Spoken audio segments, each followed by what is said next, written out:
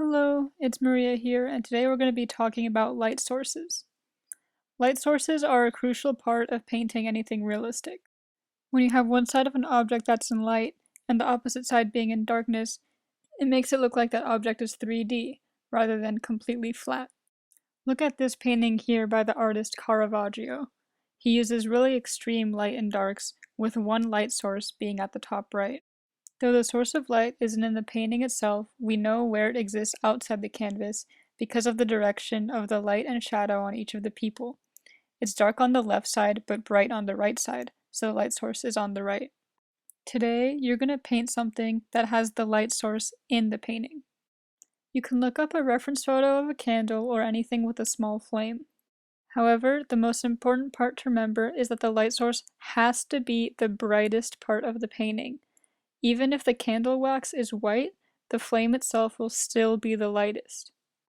It's impossible for the source of light, aka the flame, to be darker than any other part of the painting, so make sure that the flame is the brightest part. You don't have to paint a candle, just something with a similar source of light. For example, I'm painting the Pokemon Charmander and using the tip of his tail as a source of light because it kind of resembles the flame of a candle. You should use a dark background if you want your painting to be more dramatic and have more contrast, but you're still welcome to make the background whatever color. Now that I have a background, I'm going to start figuring out what the lightest points on Charmander's body will be.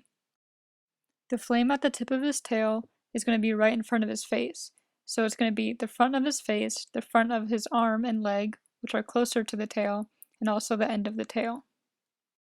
The arm and leg, which are farther from the source of light, will be darker and more in shadow.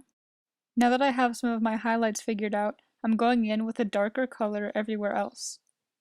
When mixing this darker color, it's better to use dark colors such as blue, purple, or brown instead of just black because black might make it dull or gray looking. You can see that in the shadows, I'm using a mix of orange and purple. Even after using this lighter orange and the darker orange, in some places I'm going in with an even darker color to show the places that aren't close to the light source at all. But Charmander also has a lighter belly and underside of his tail, so I'm repeating the same process as before but with a different color. I'm using a light yellow for the part closest to the light source, and then mixing in some purple to make it darker for the shadows.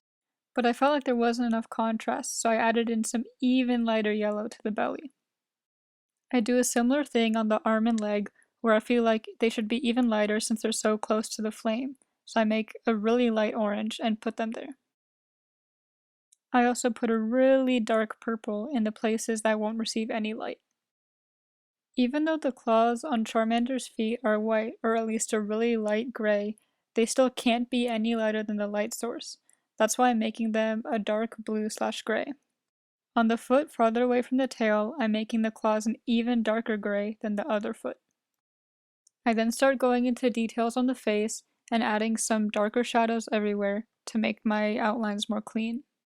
You don't have to paint something as complicated as Charmander, but for whatever you do paint, just remember that everything facing the light source will be lighter and everything facing away from it will be darker, and no matter what, the light source is the brightest part of the painting.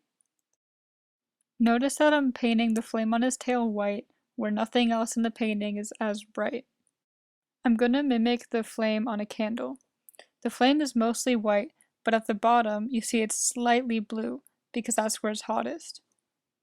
The hottest part of a flame is blue, whereas the coolest is a reddish orange, but it's mostly white. You can see me blend in some orange at the top and also make a slight glow around it, but the glow can't be as bright as the flame itself. The flame has to be the brightest. For a final touch, I'm putting a reflection of the flame in his eyes. This is totally not necessary for you to do if you're just painting a candle, but because there's something glossy in my painting that would reflect light, I'm putting in the reflection. I also thought the underbelly was a bit too light, so I'm going back, making the shadow darker, and blending it together. This is my final piece. Now it's your turn. Here are some examples of other students' works.